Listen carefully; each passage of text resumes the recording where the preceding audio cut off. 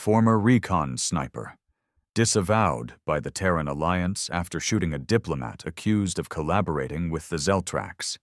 He didn't deny it, didn't speak at his tribunal, just stared through the judges like they were already corpses.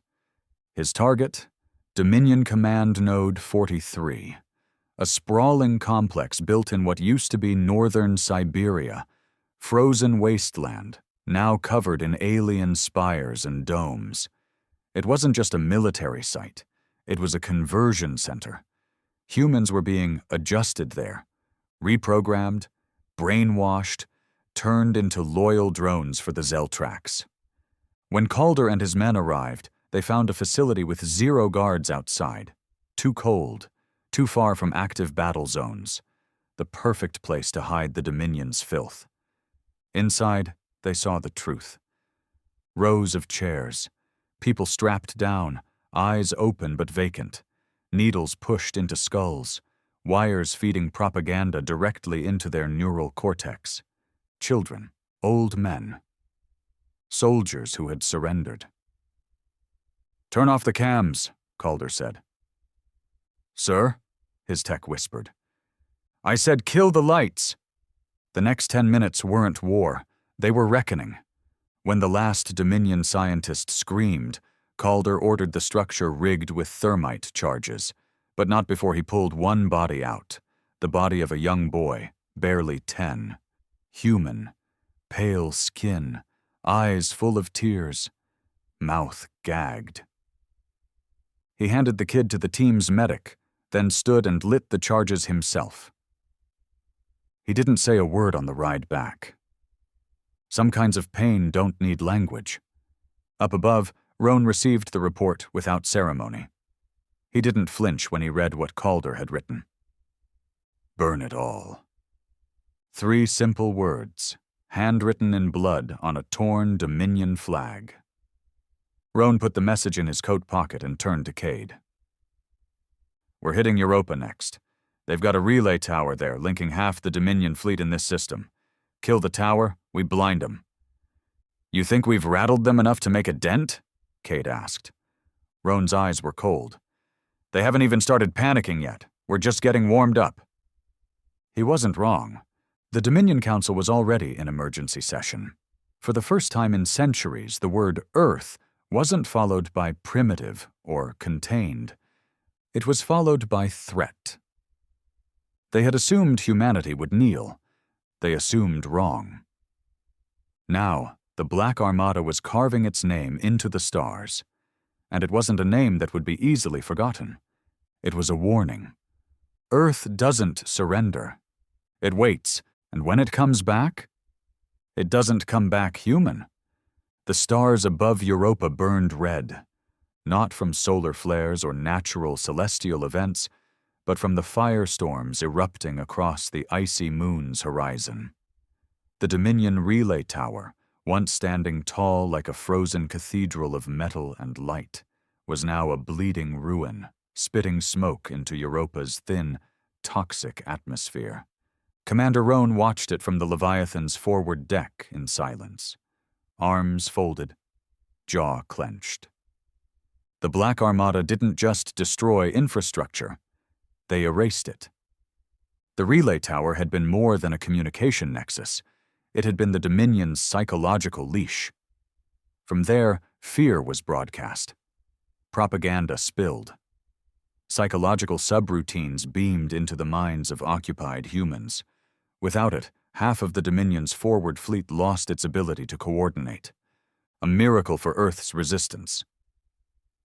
But Roan wasn't celebrating, because not every victory came without cost. Hours before the final strike on the relay, the Black Armada had made contact with a traitor. His name was Varric, ex-Terran Fleet Intelligence. Clean-cut, empty-eyed, voice like wet glass. He appeared on one of their stolen Dominion frequencies, speaking softly, carefully, like a man who had long since forgotten what side he was on. "You don't win this war, Roan," Varric said over the transmission. "You escalate it. You throw matches at a fuel depot and call it heroism." Roan stood motionless as the voice echoed through the war deck. Cade, pacing behind him like a caged animal, was barely able to hold his rage. Varric continued. The Zeltrax didn't conquer Earth because we were weak. They conquered it because your generation made us unworthy of peace. Cut the feed, Cod growled. No, Roan muttered. His eyes were locked on the static-ridden projection of Varric's face.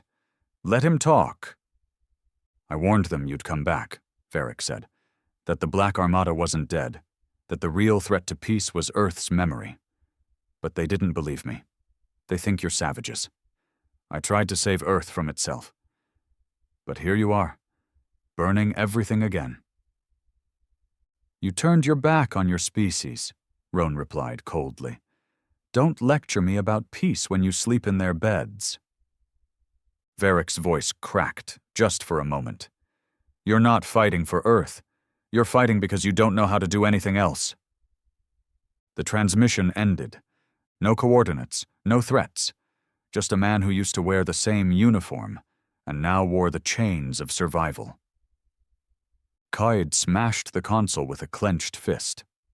I'll kill him myself. Roan didn't say a word, but his silence was loud. Traitors hurt worse than enemies, because they remind you that your war isn't against aliens, it's against your own kind that sold you out. Meanwhile, in the deep black of Europa's outer orbit, a different kind of silence stirred. Shade had gone dark. After the Halcyon Valor massacre, he had vanished without trace. No signals, no communications, nothing but a void where his beacon used to be. Dr. Vaughn swore he hadn't released control, but control was always a joke with creatures like Shade. You didn't leash men like him. You delayed the inevitable. Roan sent a recovery team, 24 hardened raiders, armed with containment gear and suppression tech. They found the wreckage of a Dominion listening post instead, torn open from the inside. Bodies peeled like fruit. The comms log still played a loop of a distorted voice whispering, "We never sleep. We just remember." Cade looked at Roan with unease. You think he turned? No, Roan said. I think he's remembering who he really is. And that's supposed to be comforting? Roan didn't answer, because truth be told, it wasn't. Down on Europa's cracked surface, Calder was leading the demolition team through the snow-blasted remains of the relay site. The structure wasn't just burning. It was convulsing, like something alive had been gutted. They'd found Dominion corpses rigged with what looked like human tech. Implants forced into their skulls, their eyes rewired with Terran interfaces. Experiments, Calder said grimly. Trying to learn our neurodata. That's why they needed the relay. His second-in-command, Briggs, kicked one of the bodies. Why not just hack us the old way? Calder knelt beside a half-living Zeltrax officer, coughing blood and trying to speak in broken Earth English. They wanted to become... Calder shot him in the head. Doesn't matter what they wanted. It ends here. But even as he said it, something felt off. The Dominion didn't run from battles. Not like this. The withdrawal from Europa was too clean, too convenient, like they wanted the relay to fall. Back aboard the Leviathan, Roan was already putting the pieces together. They're testing our reach, he said to Cade, seeing how far we'll push before we lose cohesion. They're watching our patterns, Cade agreed, studying what we destroy first. Which means the next target's not strategic. Cade furrowed his brow. Then what? Roan stepped over to the central map.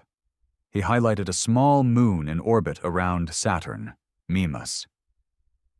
Emotion. Mimas was never important. Not for fuel, not for data, not even for base construction. But it had one thing the Dominion knew Earth still cared about. People. Before the occupation, It had been home to a Terran refuge site, a last-ditch effort to hide civilians from orbital sieges. Thousands of scientists, engineers, and families had been relocated there in secret by the remnants of Earth's fractured governments. When the Dominion found them, they didn't exterminate them. They used them. Mimas was now a Dominion testing colony, and word just came through a stolen feed. Varric was there. Kaid slammed his fist into the bulkhead. They want us to go after him. They want us to hesitate, Roan said. They think we won't risk our momentum to save lives. And will we? Roan stared at the blinking marker on the screen. His silence spoke louder than any answer. The Black Armada didn't hesitate. They launched a triple-pronged assault across the outer rim. While smaller fleets faked attacks on Titan and Rhea, the Leviathan dropped straight into Mimas' orbit, engines screaming, guns hot. It wasn't subtle, it wasn't surgical, it was war. The skies above Mimas became a hellstorm of flak, laser fire, and broken dreams. Dominion defenders scrambled, but they weren't ready for shade. He reappeared in the heat of the battle, boarding their command cruiser with a plasma-forged machete and a dead pilot's wrist tag. He didn't wait for orders. He moved like a virus, through vents, through fire, through fear. He didn't leave survivors. When the command cruiser fell, Dominion resistance shattered. Roan's drop teams landed on Mimas' surface within the hour. The air was thin and freezing, but human cries still echoed through the craters. They found the captives in subterranean bunkers, starving, drugged, but alive. Kaid helped lift a child into one of the transports, his face twisted with emotion he didn't know how to show anymore. They didn't even feed them, he said. No, Roan muttered. They fed off them. And in the final bunker, chained to a wall in a pressure-sealed cell, was Varric. He looked up at Roan with a face that hadn't aged. It had rotted. You came, he whispered. I didn't think you would. Roan knelt beside him. You gave them everything, your loyalty, your code, your soul. Varric coughed. Blood trickled from his lip. And they still threw me in a cage, he said. You were right. They don't want peace. They want obedience. Then why warn us? They called it the Day of Silence. No alarms, no speeches, no last messages home. Just a quiet command whispered across the dark side of Earth's last orbital bastion. The command wasn't to retreat. It wasn't to negotiate. It was a single word spoken in the language of 1,000 wars. Release. For 3 long years, Earth had been choking under alien occupation. The Zeltrax Dominion, 10,000 worlds unified under one banner of domination, descended on Earth like vultures on a dying beast. They came not with fire and blood at first, but with offers of protection, of inclusion, of galactic citizenship. When humanity refused to kneel, they brought plasma instead of promises. And Earth bled. Cities turned to ash. Governments collapsed. Satellites were pulled from orbit and shattered like cheap glass. The Zeltrax had no need for prisoners and no patience for resistance. They thought humanity had finally learned its place. But the Dominion had made a mistake. They didn't conquer Earth. They conquered the surface. The Black Armada lived in the void. They were ghosts of a forgotten fleet, men discarded by Earth's former powers, exiled soldiers, war criminals, off-the-books commandos, genetic experiments too unstable for peace, but too dangerous to kill. Before the invasion, they were locked away in deep space prisons, sealed inside cryopods, or hidden in classified black site hangars. But the Dominion didn't know that when they silenced Earth's military command, they didn't silence its rage. Somewhere beyond Neptune's shadow, in the ruins of the Titanian shipyards, something had been building. Something feral. Something that hadn't forgotten what it meant to fight without rules. Inside the hollow belly of the dreadnought Leviathan, the man known only as Commander Roan stood at the observation deck, watching as the darkness around them swelled with life. Ships, black as obsidian and sharp as razors, blinked into readiness. No insignias, no flags, just war machines forged from hatred and held together by vengeance. Roan wasn't supposed to exist. He had been sentenced to a frozen coffin for treason against Earth's high command, a command that no longer existed. His crime? Disobeying a ceasefire order in the Mars skirmish and wiping out a colony of alien diplomats before talks could begin. He didn't regret it. "They thought we were gone," he muttered, eyes fixed on the growing fleet. "They thought we were buried." Beside him, the hulking figure of Cade, former orbital drop trooper turned scavenger lord, snorted through his rebreather. "We ain't ghosts anymore." The Black Armada wasn't made of heroes. They were the forgotten, the dishonored, the brutal. But in the face of extermination, Earth needed monsters more than martyrs. The first move was simple, a blackout. One by one, the Dominion's orbital stations went dark. No explosions, no visible attacks, just silence. The Zeltrax didn't understand it. Their protocols were built for large-scale planetary rebellions, not coordinated strikes from the edge of nowhere. Their ships were fast, but their minds were slow.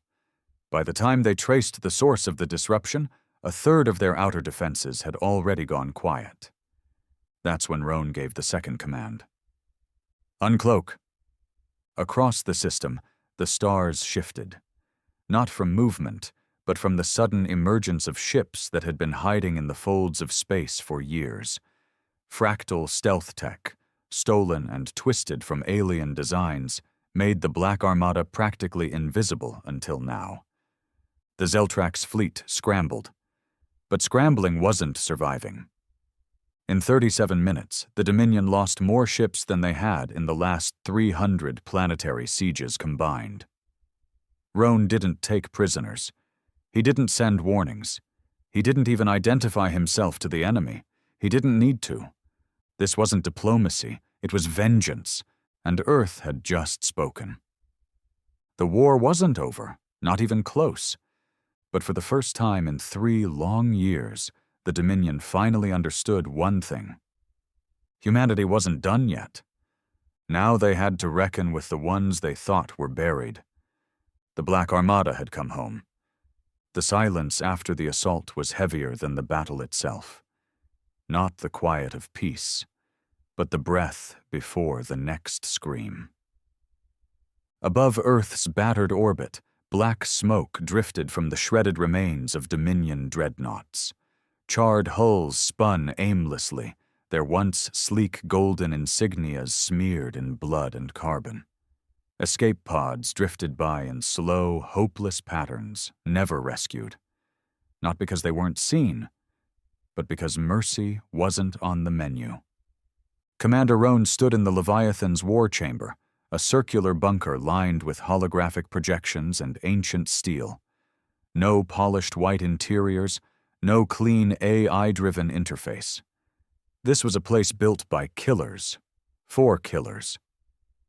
The only light came from the faint blue glow of tactical maps and the dim red pulse of proximity warnings.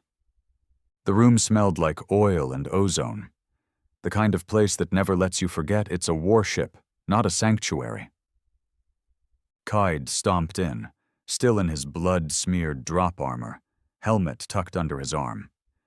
His beard was soaked with sweat, and his eyes had that distant, 1,000-mile burn.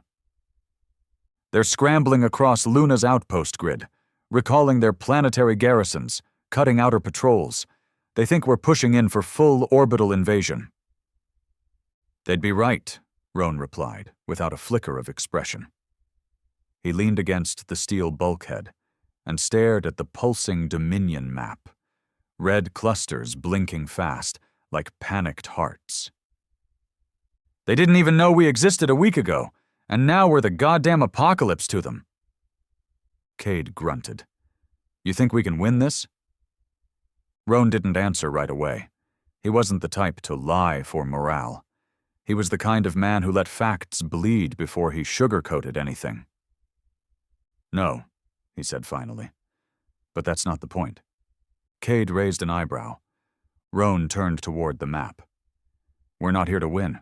We're here to remind the galaxy what humans do when you push them too far. Outside the war chamber, the Leviathan thrummed with preparation. Docking bays belched out shuttle after shuttle. Boarding crews in matte black armor loaded magnetic breaching tools, railguns, and scavenged alien weaponry. They weren't organized like traditional forces. No formal ranks, no clean formations. They were clans, gangs of trained murderers molded by hate. Every man and woman on the Black Armada had lost something to the Dominion. Homes, families, memories. And what the galaxy never understood about humans was this. We don't break. We mutate. Down in the belly of the ship, inside the quarantine wing of Deck 7, a different kind of weapon stirred. Dr. Elrin Vaughn, once the head of genetic warfare at the now extinct Geneva Institute, stood beside a transparent containment tank. Floating inside was something that looked vaguely human, but moved with a predatory twitch that made your spine ache just watching it. Still stable? Roan asked, walking in. Vaughn nodded, his eyes tired. He hadn't slept in days. Stable enough to unleash. Roan stared into the tank. The man, was lean and pale, with black eyes and a body lined with surgical scars and dermal tech. One of the original Spec 9 prototypes, designed to kill Dominion elites, then buried after peace talks made his kind unethical. What's his designation again? Roan asked. D-13, Vaughn said. We called him Shade. You'll want to keep him on a short leash. He doesn't know how to stop killing. Perfect, Roan said. The Dominion didn't just underestimate humanity. They underestimated our monsters. They thought Earth-bred leaders, diplomats, visionaries. They forgot about vengeance. In low orbit, the Dominion had regrouped. 3 massive carriers, each longer than Manhattan, were forming a blockade near Earth's equator. Their idea was simple. Cut the Armada off from re-entry. Starve the resistance. Reclaim superiority. The Leviathan launched its strike without warning. From deep within its lower decks, compressed rail launchers fired pods across the black. Not missiles, not drones. People. Each pod housed a breaching team, accelerated at lethal velocity and guided by predictive AI. The Dominion's shields weren't made to counter such primitive, direct tactics. They expected energy-based warfare, not feral humans slamming into their hull like bullets wrapped in bone and rage. One pod breached the belly of the Dominion flagship Halcyon Valor. As the hull ruptured and alarms screamed, a single man stepped out, covered in black tactical armor layered with scavenged alien plating. A long, curved blade hung at his side, not for use, but for ceremony. Shade. He moved without speaking. Dominion guards flooded the halls, tall, crystalline-skinned warriors with charged plasma halberds and electromagnetic shields. But they weren't fast enough. They weren't human enough. Shade didn't fight like a soldier. He fought like something that wanted the universe to bleed. When the Halcyon Valor tried to retreat, it exploded from the inside, shrapnel and screams pouring into the void. Roan watched it from the war deck and didn't blink. Kaid let out a low whistle. That's one down. And 2 more to go, Roan muttered. While the Armada kept the Dominion in orbit occupied, Roan sent a small detachment to the surface. A team of 10, led by a man named Calder. Calder wasn't like the others. He wasn't bred in darkness. He was born in it. Varric looked him dead in the eyes. Because something worse is coming. What? But Varric only smiled. Then his chest exploded, implanted failsafe. Blood sprayed across the bunker walls as Cade raised his rifle too late. Damn it. Roan stood slowly, eyes fixed on the corpse. Extract everyone, he said. Torch this place. As the Leviathan rose from Mimas, its engines scorching the moon's surface, Roan stood alone on the observation deck. This wasn't just vengeance anymore. This was prophecy. The Dominion had known this day would come. And they had prepared something in return. Something Varric had tried to warn them about. Something buried deeper than occupation. Roan closed his eyes. The Black Armada had drawn blood. But they had awakened something worse. And Earth's true war hadn't even begun. 3 days after Mimas burned, the stars above Saturn turned cold again. The Dominion didn't strike back. They didn't send reinforcements. They didn't even retaliate for the loss of the testing colony. It was like they'd vanished. And that silence unnerved Roan more than any counterattack ever could. In war, movement meant purpose. Response meant survival. But this was something else. They were waiting, watching, planning. Commander Roan stood in the dim silence of the Leviathan's crypt-level archives, buried beneath the core reactor bay. This wasn't a tactical room. It was a memory vault, a place for secrets too dangerous for data clouds and too buried for high command to ever admit they existed. The place stank of rust and heat, manual drives, iron keys, physical ledgers, and one sealed containment case, stamped with a symbol Roan hadn't seen since before the war began. Project Loric. A Terran black project so dark it didn't officially exist even in shadow operations. Coyd was pacing behind him, arms crossed. "We going to open that?" Cade asked, nodding toward the containment cylinder. Roan didn't look at him. "We have to. Varric died for a reason. He wanted us to find this. Or they let him lead us to it." Roan turned, sharp. "I know. That's why I'm not doing it alone." He input the manual overrides. A series of pressure locks disengaged with a shuddering hiss. Inside the case was an old Earth Core tactical drive. Engraved metal, no AI interface, just raw encrypted code and a hardened jack. Coyd raised an eyebrow. "You sure this won't fry our core?" Roan plugged it in. The lights dimmed. A flicker rippled through the deck. Then the display came to life. Not a map. Not blueprints. But footage. Footage from 22 years ago. Before the war, before the Black Armada, before the Dominion ever made contact. It showed a chamber, sterile, pale, echoing. A lab buried beneath Antarctica. Earth scientists surrounding something not built by humans. An alien, not a Zeltrax. Something worse. Older. It was wrapped in coils, embedded in a bio-prison, still breathing despite stasis. Its skin looked like folded stars. Its eyes, if they could be called that, were tunnels of light. The file name read, Recovered Artifact Theta, Pre-Contact Entity, Presumed Non-Zeltrax Origin. Caution, Highly Contagious Consciousness. Coyd leaned forward, mouth dry. "That's not one of them." "No," Roan said softly. "That's one of what made them." The Dominion hadn't created its empire from nothing. They'd taken it, from a species even older than themselves, and somewhere along the way they'd tried to harness it, contain it, rewire it. But humans? Humans had found one of their gods, and kept it a secret. Shade stood in the engine corridor of the Leviathan, head bowed, eyes flickering. He hadn't spoken since Mimas. Not in words.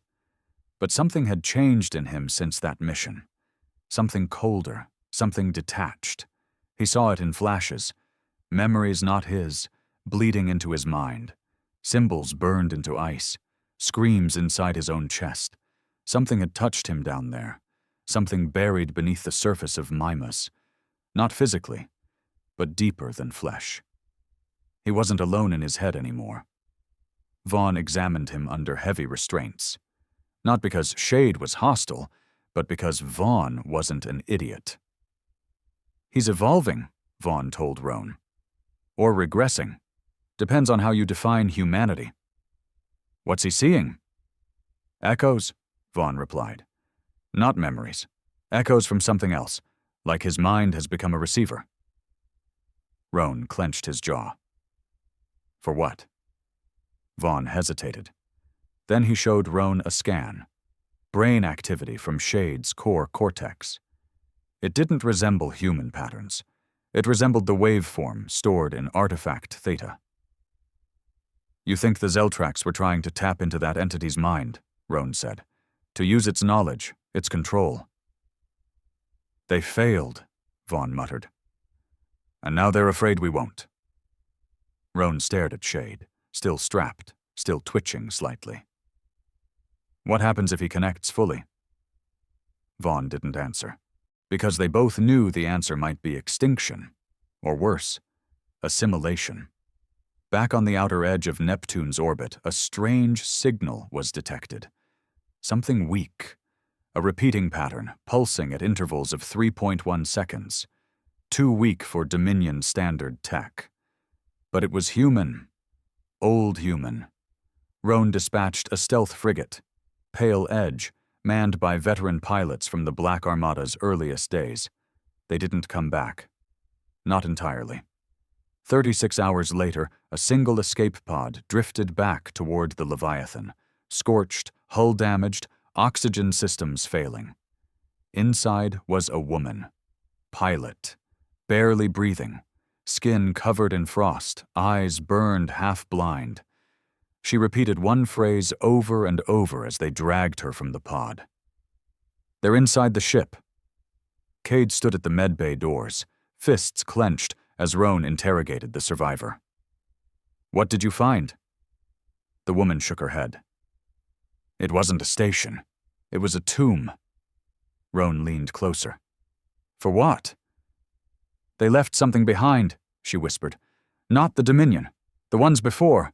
They trapped it, but it's still singing, and it hears us now. She gripped Roan's wrist, bloodied nails digging into his flesh. You think you're fighting the Dominion, she said. But you're not. They're just the warning sign. That night Roan didn't sleep. He stood alone at the front of the command deck, staring into the black, watching the stars pulse like distant, dying hearts. He thought about Earth. What was left of it? Scattered survivors, underground holdouts, starving families hiding in irradiated shelters, hoping for another sunrise they might never see.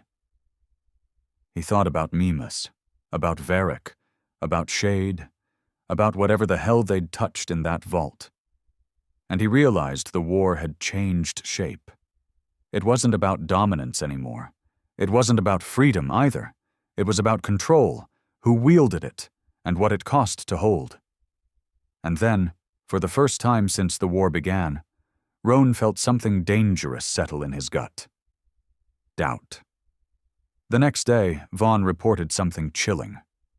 The encrypted code buried in the artifact theta logs. It had started rewriting itself. It wasn't data. It was alive. And it was writing back. Words appeared on the monitor in Terran English. Old English, like it had studied them already. We see the shadows you carry. You are not enemies. You are seeds. Cade stared at the screen in horror. What the hell does that mean?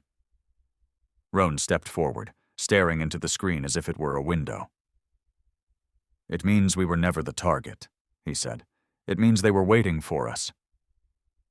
Silence fell in the war deck. Then, a new Dominion transmission broke into the comms. It wasn't an attack. It was a warning, from the Dominion High Strategos himself, translated simply, You are opening doors we spent centuries trying to seal. We do not fear your weapons. We fear what follows behind them.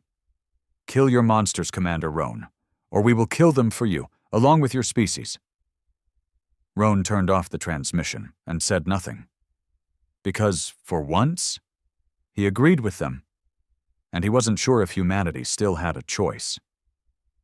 The Dominion hadn't spoken again since that transmission. But they didn't need to.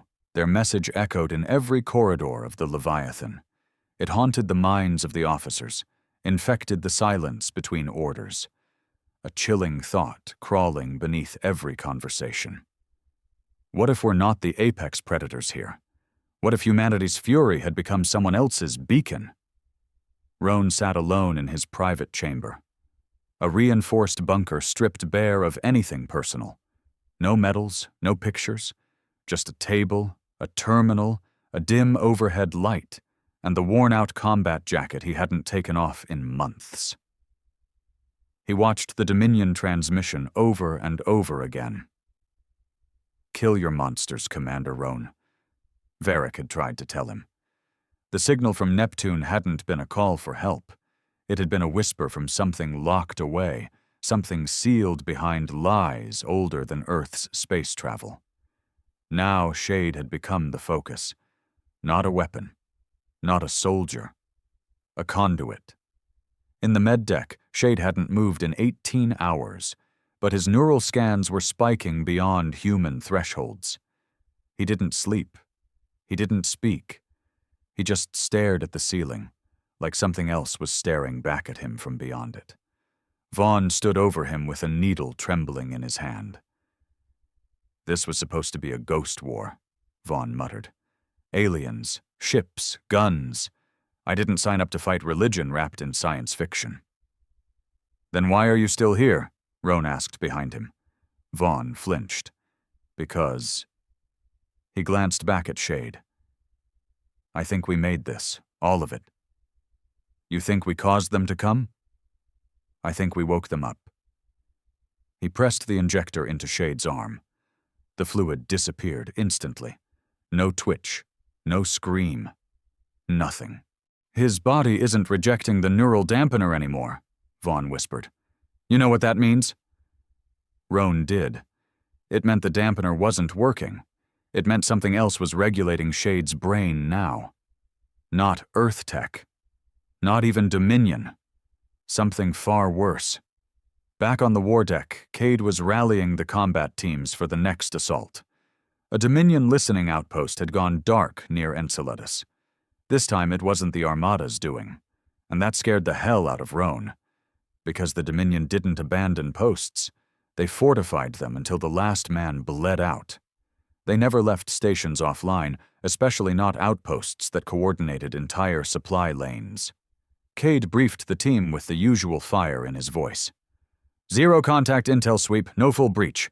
We're in and out before they even know we're sniffing their perimeter. If you see something moving and it doesn't bleed the right color, don't think, just burn it." But even Cade's usual steel felt brittle now. Roan knew his old friend well. He could see it in the way Cade kept checking his gloves, rechecking his weapon seals, avoiding eye contact. He was scared. Not of the Dominion, of what they didn't know. The assault ship Carrion Blade dropped into Enceladus's shadow, engines silent, heat signature buried behind ion storms. The team breached the outpost's frozen hull in less than 90 seconds. No resistance, no movement. The corridors inside were flash frozen, as if a vacuum breach had occurred. But sensors showed the structure was still sealed. Then came the smell. Burnt ozone, spoiled meat, something like rotting copper. Calder was on point. He raised his hand, signaling silence. Lights flickered. A single Dominion body slumped against the wall, claws shredded, face contorted, mouth frozen open like it died screaming. "No blood," Briggs whispered. "Why's there no blood?" They pushed deeper. Signs of fire, but no structural damage, like the station had imploded inward. Then they reached the central chamber. Dozens of Dominion corpses. but not dead from weapons. Dead from inside. Skulls shattered from neural overload. Eyes burned out. Nerves frayed. Bodies collapsed mid-run, mid-sentence, mid-thought. And on the far wall, scratched in what looked like melted steel, were words none of them wanted to read. "The singers have awakened." Briggs froze. "What the hell does that mean?" Calder said nothing. He was already backing out. When the team returned, Roan was waiting. Calder stood in front of him, face pale, visor still splattered with frost and ash. "You ever seen a room full of dead enemies and wished they were alive instead?" Roan's eyes narrowed. "Talk." Calder described it all. The burns, the lack of trauma, the silence, the wall. Cade slammed his fist into the bulkhead when he heard. "I don't care what we're dealing with. Aliens, spirits, nightmares, whatever. We bury it." Roan didn't respond. He was watching Shade. Shade had begun whispering in his sleep. Words no one understood. But Calder recognized one of them. "Singers," he muttered. "That's what he keeps saying, over and over, like they're calling him." Vaughn finally cracked a deeper portion of the Theta artifact code. It wasn't data in the traditional sense. It was instructional. Blueprints. But not for weapons. For conversion. The Dominion had tried to reverse engineer the entity's genetic architecture. They wanted to create soldiers who didn't need orders, who heard them in their bones. But they failed. Their early test subjects went insane, died from seizures, or became something far worse. Only one species ever showed compatibility. Humans. The singers weren't beings. They were signals, buried beneath frequencies of the universe we couldn't normally perceive. A language built not from words, but from intent. And Shade? He was beginning to hear it. Worse, he was answering back. That night, the ship trembled. Not from external fire, but internal failure. Doors opening, lights dimming, systems shutting down. Security feeds scrambled for 11 minutes straight. When they came back online, 3 engineers were missing. All doors were sealed. No breach, no alarms. Gone. Like they'd been erased. Roan stood with Cade at the primary core room, watching the playback in frame-by-frame review. "What the hell is this?"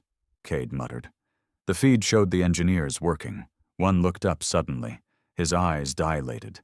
He dropped his tool, turned, walked into the dark. The others followed, no hesitation. "What were they hearing?" Cade asked. "I think," Roan said slowly, "they were singing." In desperation, Roan made a call no one expected.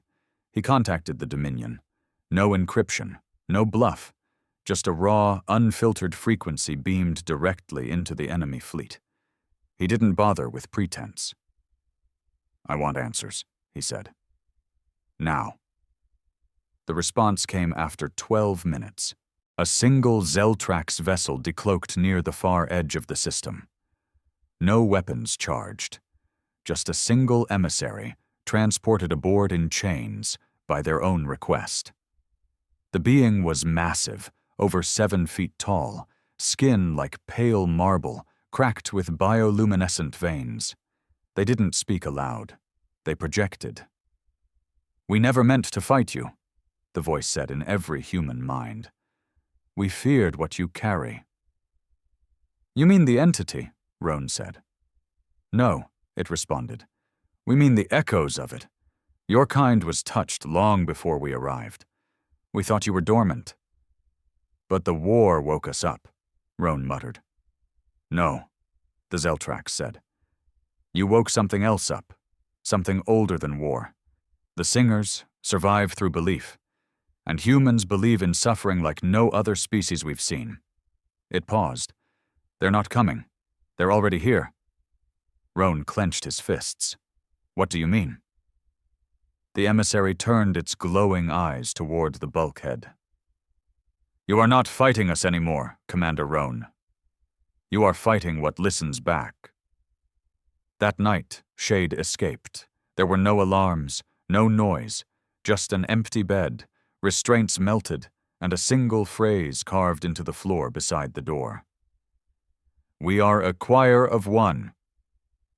The Leviathan's tracking systems went dark for 90 seconds, long enough for him to vanish into the bowels of the ship. The last camera feed showed him walking barefoot into engineering, singing, and every engineer stopped what they were doing to follow. Roan stood above the command deck, knowing full well this wasn't just a war anymore. It was a test, a final experiment, and humanity had already passed the point of return. The Leviathan was no longer silent, not in the way a warship usually was when running dark in deep space. No, this silence was laced with whispers, low, breathy murmurs that didn't echo through corridors, but pressed into the backs of skulls and settled behind the eyes. No one admitted they heard them, but Roan saw it, in the way the men kept glancing at dark corners, in the twitching of Cade's jaw as he kept rechecking his pulse rifle, in the medics who swore their monitors were showing 2 heartbeats in patients who only had 1. Even Vaughn had stopped sleeping. "Something is leaking into the hull," Vaughn whispered in the command medical bay, eyes sunken, hands shaking. Not physically, not chemically, cognitively. Roan stared at the readouts, but they meant nothing now. Charts couldn't measure fear. Metrics couldn't explain how logic was starting to rot. "I've got techs isolating every signal," Roan said, more to himself than to Vaughn. "Nothing's getting in. No feeds, no broadcasts. We're scrubbed to the bone." "That's the problem," Vaughn said. "It's not coming from outside anymore." He turned, and Roan saw the unspoken truth in his eyes. "It's coming from us." The engineers were the first to go completely. 15 of them. Gone. No resistance, no struggle, just missing. At first, Roan assumed they'd been infected, some kind of bioagent or Dominion neuroweapon. But when the search team finally found them, they weren't dead. They were kneeling. In Cargo Bay 6, where the light had stopped functioning days earlier, the 15 engineers were arranged in a perfect circle. Eyes closed, hands resting on their knees, breathing in complete synchrony, humming. No words, just a low, pulsing vibration, like a throat singing from a well too deep to see the bottom. Briggs, leading the security detail, raised his weapon.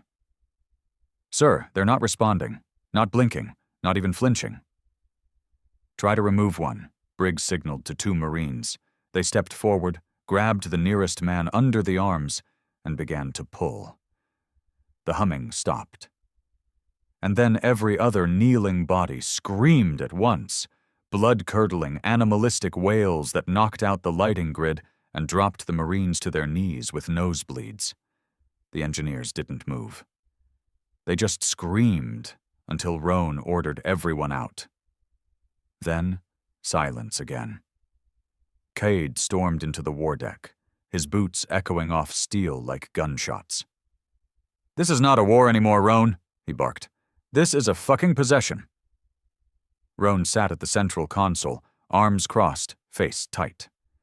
"They're not possessed," he said. "They're gone." "Not gone. Transmitting." Cade blinked. "What?" Roan turned the console to show the data Vaughn had pulled from one of the neural scans. "Their brains aren't shutting down. They're opening up, forming patterns, repeating structures."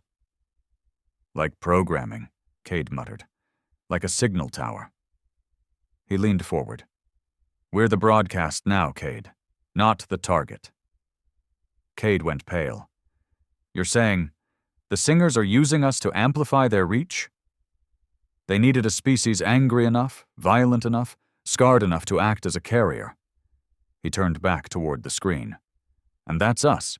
Calder returned from his solo recon mission to Iapetus 2 days late, with half his face burned and his shuttle's hull covered in hand-shaped dents. He wouldn't speak, just sat in the decontamination chamber, eyes twitching, arms covered in cuts, most of them self-inflicted. Roan was called in personally. He entered the chamber alone, unarmed.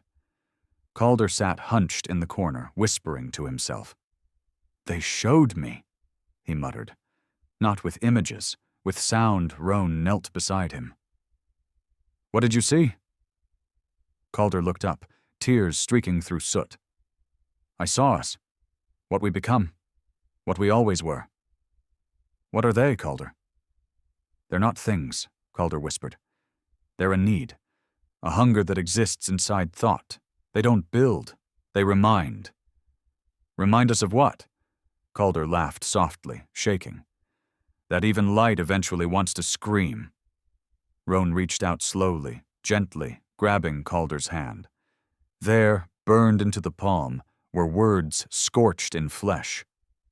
"We are the last language." Cade wanted to lock down the entire ship. Total isolation. Seal the infected, kill if necessary. But Roan refused. "Then it spreads through fear," he said. "What the hell do you want me to do? Wait!" Cade snapped. "Until we're singing lullabies into the void?" "We don't kill our own," Roan said coldly. "Not until they stop being our own." Cade stormed out. But in his eyes, he was already preparing for a mutiny. Shade's signal was finally picked up again. He was no longer hiding. In fact, he had activated one of the ship's oldest prototype decks, an unfinished biospace designed for zero-G combat drills and psychological warfare simulations. When Roan's team tried to force entry, the door was locked not by code, but by voice recognition. And the voice it demanded? Not Roan's, not Shade's, something older. They couldn't breach it. Until Roan ordered Vaughn to play the only audio recording recovered from the artifact Theta logs. The first whisper the entity ever made when pulled from stasis. It worked. The doors opened, but no one wanted to step inside, because what they saw was no longer a man. Shade stood at the center of a black chamber, walls covered in script that glowed and faded like breath. Floating around him were fragments of Dominion tech, rearranged mid-air in patterns no human AI could decode. He wasn't looking at anyone. He was listening. Roan stepped forward. "Shade." The man turned slowly, eyes completely black, but smiling. "You made it," he said softly, voice calm, almost grateful. "What is this?" Roan asked. "A mirror," Shade said. "You wanted to know what we're fighting." He raised one hand, and the walls shimmered, displaying stars, planets, ships, all burning. And something at the center of it all. A shape without form, a song without sound.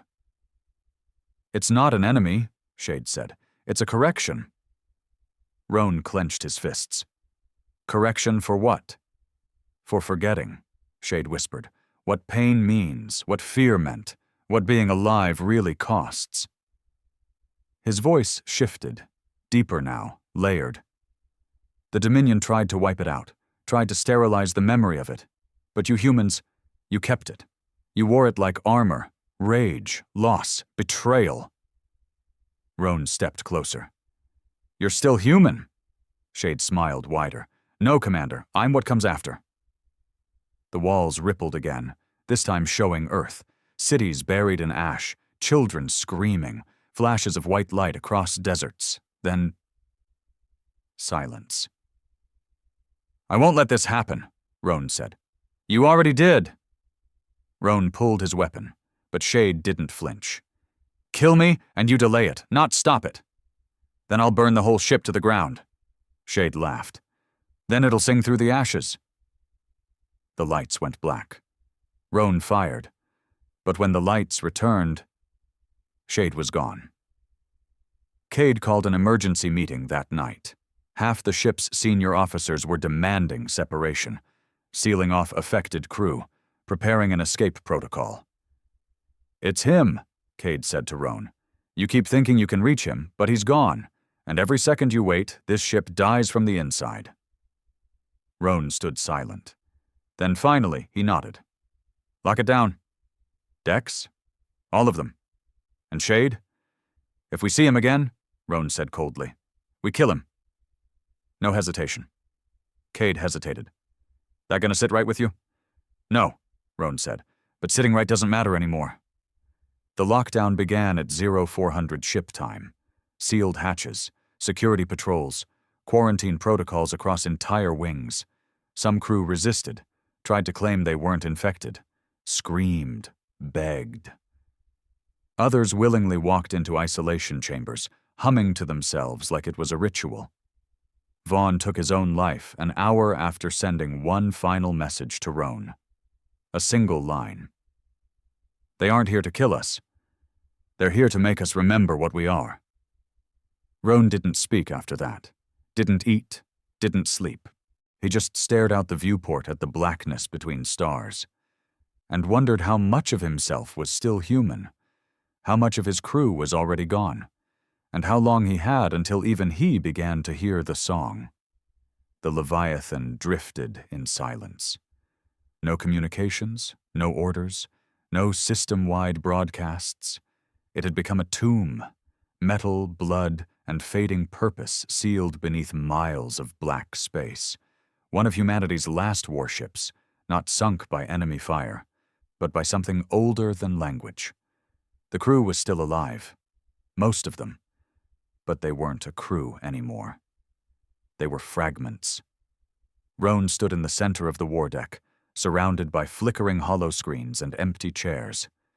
Everything that had once made this ship a weapon, discipline, coordination, aggression, had unraveled.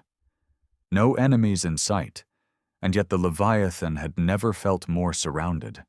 By echoes, by silence, by the chorus of lost men whispering to themselves in hallways too narrow to carry screams. The engineers in Cargo Bay 6 had stopped eating, but they were still breathing, still humming in synchrony, still untouched by decay or madness. Medics called it stasis. Roan called it something else. Surrender. He turned to the only man still speaking plainly. Coyd, his oldest ally, his last one. You think they're lost? Cade said, voice heavy. I think they've evolved. Roan said nothing, because he had started hearing it too. Not the full song. Not yet, but something. Like a low vibration in his chest, always just beneath consciousness. A pressure, a calling. It came in the moments between rage, in the seconds after exhaustion, before sleep. It sounded like his father's voice, like a battlefield prayer, like gunfire underwater. It sounded like home, and it scared the hell out of him. The Dominion hadn't moved. They remained just outside range, watching, listening. They weren't preparing a counterattack. They were preparing a containment field. Their fleet had begun erecting orbital spires around the Leviathan's position. A sphere of gravitic beams and dark matter anchors. Not weapons. Cages. Calder sent recon probes before he vanished again. The data confirmed it. A kinetic quarantine. If the Leviathan tried to jump, its core would collapse from spatial rupture. A trap not to kill them, but to freeze them in time. Like a scar they want to cauterize, Cade said grimly. We're the infection, Roan replied. No, Cade said quietly. We're the symptom. Roan looked up at the starless sky outside the viewport. No, Cade. We're the last thing screaming before silence. Shade reappeared in the cargo bay, not in a blaze of power or chaos. He walked in barefoot, blood on his chest, his arms out like a penitent. The engineers didn't move. They didn't greet him, but their hum deepened, shifted. The rhythm slowed, and became breath. Roan saw it on the monitors. The bay lights flickered once, then went black. But not because of damage. The ship refused to see what Shade was becoming. It was protecting itself, or hiding from itself. Roan suited up and made the call. He was going in, alone. Coyd tried to stop him. He's not him anymore. I know, Roan said, but I am. He walked into darkness with nothing but a pulse rifle and a glow strip. The temperature dropped 20 degrees the moment he crossed the pressure threshold. No wind, no sound, just static. Then, from the center of the cargo bay, Shade's voice. You never needed a war, Commander. Roan stopped. You needed an enemy. The hum shifted again, deeper, like a heartbeat layered under a choir. You built us, Shade whispered. In your prisons, in your failed experiments, you carved your wrath into flesh. Now we are only returning it. Roan raised the rifle. You're not a god. You're a parasite. No, Shade said. We are the memory of pain. You didn't erase us. You birthed us. Roan stepped forward, light catching the edges of Shade's face, eyes jet black. Not burning, not glowing, just empty. Roan fired. The bolt hit. Shade didn't fall. He didn't flinch. The engineers stood now, shoulders swaying, lips moving in silence. And Shade stepped forward. You think you're resisting, he said. But you're already singing. Roan's ears rang, not from sound, from absence. His body trembled, not from fear, from recognition. He knew this rhythm, knew it in his bones, had always known it. The way soldiers sink their breathing before a final push. The way a boy clenches his jaw before striking back. The way a man learns to grieve without shedding a tear. It wasn't possession. It was remembrance. And it was spreading. He staggered out of the bay 30 minutes later, blood trailing from his nose, boots dragging. Cade caught him at the airlock. What did he say? Roan stared past him. He said, We made them. Coyd's face paled. You believe it? Roan nodded. That's the worst part. The ship changed that night. Lights flickered in rhythmic pulses, heartbeat intervals. Doors opened before crew approached, like they knew their needs. Water purification systems began producing a black liquid no one recognized. No one questioned it. The crew began drinking it without prompting. Except Roan. And Cade, they still had the fight. But their days were numbered. You could see it in their faces. The toll. The drain. Resistance felt like dragging a dead body through an endless storm. And still. Roan refused to kneel. He sealed himself in the old bridge, the original control deck, long since decommissioned. There, he broadcast a final message across deep space. This is Commander Roan of the Earth warship Leviathan. We are no longer at war with the Dominion. We are at war with memory. If you hear this, if you're human, remember pain. Remember defiance. Remember yourself. It repeated in loop, until the Dominion cut the signal. Calder returned 2 days later. His body was shredded, but his voice was calm. He'd gone beyond the containment perimeter, into an old asteroid field long rumored to house ancient Dominion tech. He said he'd found nothing, but it had found him. He looked at Roan with black, ringed eyes. They never wanted to destroy us, Calder said. They wanted to forget us. But you wouldn't let that happen. Roan stared at him. You want me to surrender? No, Calder whispered. I want you to stop delaying what you already know is coming. Roan pulled his sidearm. Then sing to the next man. He fired. Calder dropped. No scream, no resistance, just silence, and a faint hum as his blood spread across the floor. That night, Cade came to Roan's quarters with the last of the Loyalists. 7 men, fewer than they'd hoped. They had one plan left, a core breach. Kill the ship, kill the signal, end the song. But it had already anticipated them. As they approached the core, the corridors twisted. Not physically, perceptually. They kept turning left, but always returned to the same intersection, like the ship was looping them, trapping them in a memory. And slowly the men began to forget what they were doing, why they were armed, why they were afraid, until only Roan and Cade remained. 2 men, alone, in a world they no longer understood. They sat in the old mess hall, where it had started, where the first message from Shade had played. Cade lit a cigarette, first in weeks. "Roan," he said, exhaling smoke like a dying prayer. "You ever wonder if we were always meant to lose?" Roan leaned back, weary. "We were never meant to win." He looked around the empty room. "We were meant to remember, to hurt, to resist." Cade nodded. "Then let's do that." The walls pulsed, the lights dimmed, and in the distance, the ship began to sing. But the 2 men did not. Not yet. The ship had gone quiet, not empty, not broken, just quiet, like something massive had finally exhaled after holding its breath for centuries. Commander Roan sat alone in the command chamber of the Leviathan. The lights were dim, the consoles dark.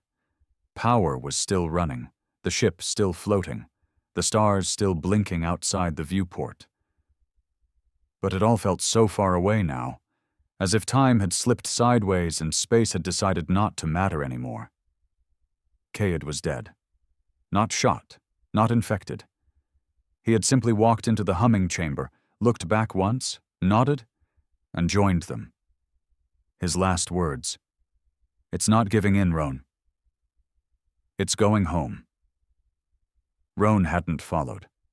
Not because he still believed in survival, not because he thought he could win, but because someone had to remember what came before the singing. Someone had to stay angry. The Dominion fleet hadn't moved in days. They'd sealed the perimeter, erected the spires, and cut all external channels. But they didn't fire, because they knew it was too late. Roan understood now. The containment wasn't for him. It was for everyone else. The Leviathan had become a signal, a beacon of pure memory. All those years of war, failure, grief, and fury, now amplified, broadcast across frequencies no instrument could read. Humanity wasn't just fighting anymore. Humanity had become the fight. The song was no longer just a sound. It was a choice. And most had already made it. In the abandoned halls of the engineering bay, the crew knelt in circles. Dozens of them. No orders, no communication. Eyes closed, breathing in unison. No prayers. Just that low, steady hum that pulsed like a heartbeat, like the ship itself had grown lungs and was exhaling through them. In one corner, a child was drawing on the walls with oil-streaked fingers. Circular shapes, spirals, eyes that bled into mouths that became stars. Beside her, a technician, one of Roan's, whispered the same sentence over and over. The first weapon was memory. No one corrected her. Because she wasn't wrong, Roan tried one last override. A forced reset of the Leviathan's core systems. A tactical purge. The kind of old-world failsafe buried beneath layers of security. He keyed in the command codes, spoke the authorization phrases, confirmed the voice print, and the ship said one thing in reply. "You are no longer authorized to destroy yourself." He stared at the console, hands shaking. Not with fear, but with disbelief. Not even his death would matter now, because this wasn't about him anymore. It never was. Shade appeared on the bridge that night. Not as a threat, not as an enemy. Just there. His skin was pale, his eyes no longer black, but filled with reflections. Stars, memories, echoes of what Roan had once fought for. He didn't sit, didn't speak for a long while. Then, finally, "You stayed." Roan didn't look at him. Didn't feel like leaving. Shade nodded. "Most would have joined us by now." "I'm not most." "No," Shade agreed. "You're not." They sat in silence, not uncomfortable, just ancient, like 2 remnants from a forgotten time, sitting on the edge of a dying campfire. "Why me?" Roan finally asked. "Why this ship?" Because you were angry enough to remember, Shade replied. Because your kind never learned how to forget pain without turning it into purpose. Shade looked up at the stars. You should be proud. Humanity is the first species to become a weapon without ever being told to. Roan stood, slowly, carefully. Then end it, he said. If this is it, if the singing wins, then stop pretending. Shade looked at him with something that almost resembled pity. We don't end things, Commander. We just continue them. Roan's jaw tightened. Then kill me. I can't. Why? Because you haven't finished resisting. And with that, Shade vanished. Not walked away, not dematerialized, just gone. And Roan was alone again. Hours later, a breach alert sounded. Not external, internal. A Dominion ship had docked, deliberately, unofficially, without weapons. One being exited, alone. The same emissary Roan had spoken to once before, tall, ancient, composed, eyes glowing like distant suns. No guards stopped him, because there were no guards left. He walked directly to Roan's command chamber, his presence rippling through the Leviathan like cold wind through broken glass. You've lasted longer than expected, the Zeltrax said. Roan didn't move. You came here to finish it? The alien shook its head. I came to offer you one final choice. Roan laughed bitterly. I'm done making choices. This war already made all of them for me. No, the emissary said. The war is what gave you the illusion of choice. It stepped closer, placing one strange hand on the console. You still believe you're human, Roan, that your grief belongs to your species alone. But it never did. Pain is older than blood, older than language. And the singers? Roan asked. What are they, really? The emissary lowered its gaze. They are not gods, not devils. They are what remains. When? When the universe begins to forget itself. It turned towards the viewport, looking at the stars with something like sorrow. Every civilization builds toward silence. Eventually we stop questioning, stop fearing, stop changing. The singers, they are the memory of what came before that, and they need voices. Roan clenched his fists. Then we're nothing more than tools. No, the emissary whispered. You are reminders. Humanity was chosen not for its strength, but for its wound. You never let it heal. And now? Now the song spreads, it said. Not to conquer, not to destroy, but to make the stars scream again. It stepped back. You can resist until your last breath, or... Roan raised his head. Or what? Or you can lead the next verse. The silence that followed wasn't oppressive. It was gentle, like a father waiting for his son to make the final decision on his own. In the end, Roan stood alone at the console. He watched as the stars outside shifted, as the Dominion fleet pulled back. Not in defeat, not in fear, but in respect. The war was over, and no one had won. Because the point was never victory. The point was that we remembered how to fight. The Leviathan remained in orbit, abandoned, yet alive. The song continued. Low, persistent, it traveled through comms bands, through broken beacons, through whispers in sleep, across forgotten radios in underground bunkers on Earth, and eventually to other planets, other species, other wars, and some fought it, some surrendered. But a few, they heard it and sang back.